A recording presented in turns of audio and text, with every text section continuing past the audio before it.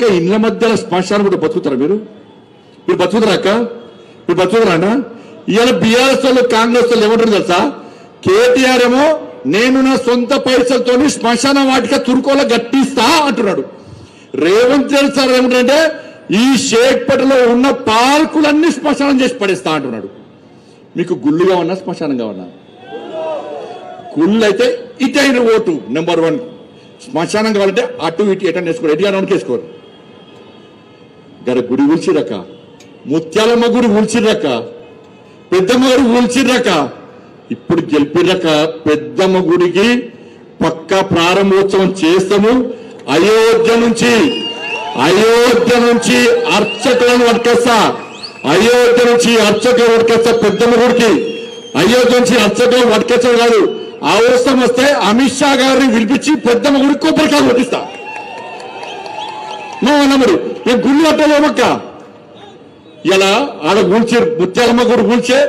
పెద్దమ్మ గుడి కూల్స్తే ఇవాళ మీరు కాంగ్రెస్ కి ఓటేసి గెలిపించారు అనుకో ఏం చెప్తుంది ఇవాళ గోదావరి కన్నా 40 గుళ్ళక మీరు నమ్మురన్నా నిన్న 40 మైసమ్మ గుళ్ళు కాంగ్రెస్ వాడు కూల్చేసాడు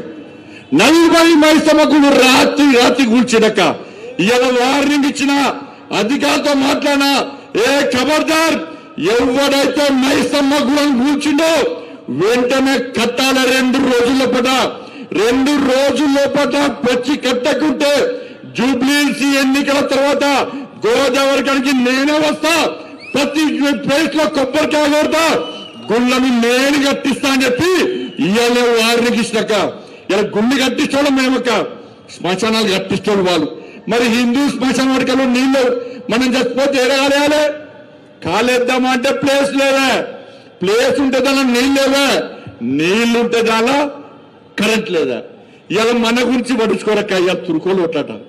ఇలా ముఖ్యమంత్రి అంటున్నాడు కాంగ్రెస్ అంటే ముస్లిం అంటే కాంగ్రెస్ అట మరి ఇక్కడ హిందువులు ఒక్కసారి గుండె మీద చేసుకుంది కానీ నేను చెప్తున్నాక తప్పిపోయి కాంగ్రెస్ గెలిస్తే కాంగ్రెస్ అరే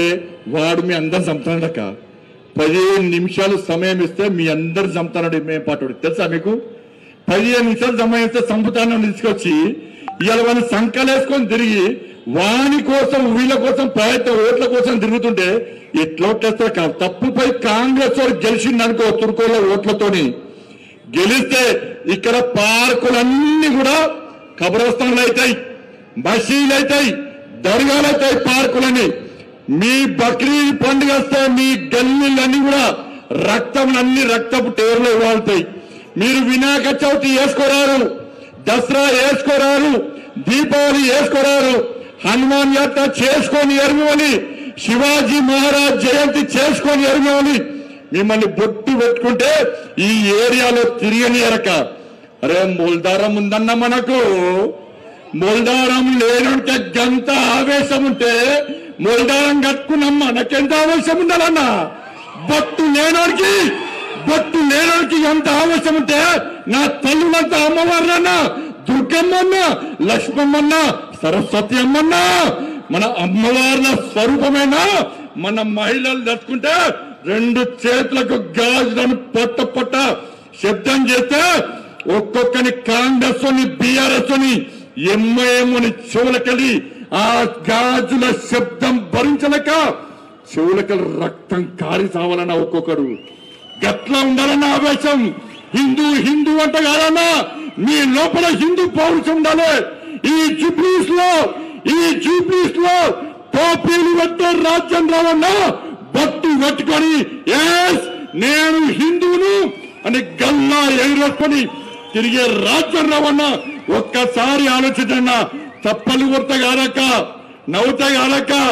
11వ తారీఖు మీ పౌరుషం చూపట్టుడక్క బతకలేమక్క మనం తురుకోల రాజ్యం రావడటక్క